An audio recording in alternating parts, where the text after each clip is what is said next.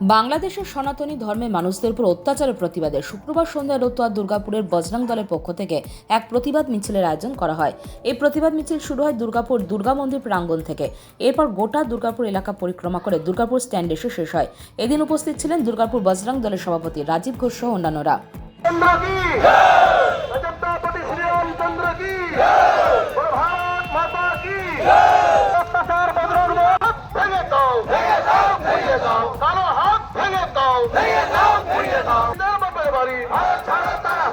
হিন্দু তোমরা শপথ করো, রক্ষা করো। হিন্দু তোমরা শপথ করো, রক্ষা করো। হিন্দু তুমি শপথ করো, রক্ষা করো। বলে জয় জয় শ্রীরাম।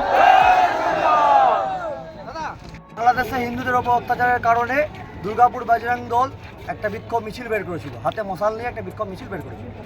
দুর্গা মন্দির থেকে শুরু করে আমাদের দুর্গাপুরের লাস্ট মাথা, সেখান থেকে ঘুরে আবার দুর্গাপুর স্ট্যান্ডে এসে শেষ করলাম। আমরা বার্তা দিতে চাইছি যে আমরা যতগুলো হিন্দু, সমস্ত হিন্দু এক, এবং বাইরে যারা আছে তাদেরকে রক্ষা করার জন্য আমরা যেটা করতে হয় সেটা করব শেষকালে।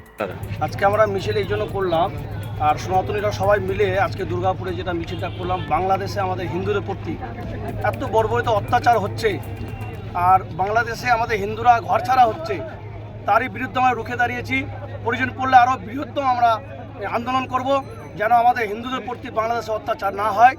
তার জন্য আমরা যা করার করব, আমরা সবাই রুখে দাঁড়াবো, এইটুকু বার্তা ছিল।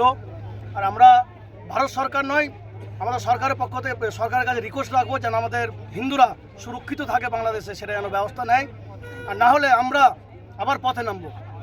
Bureau news Bangla Times.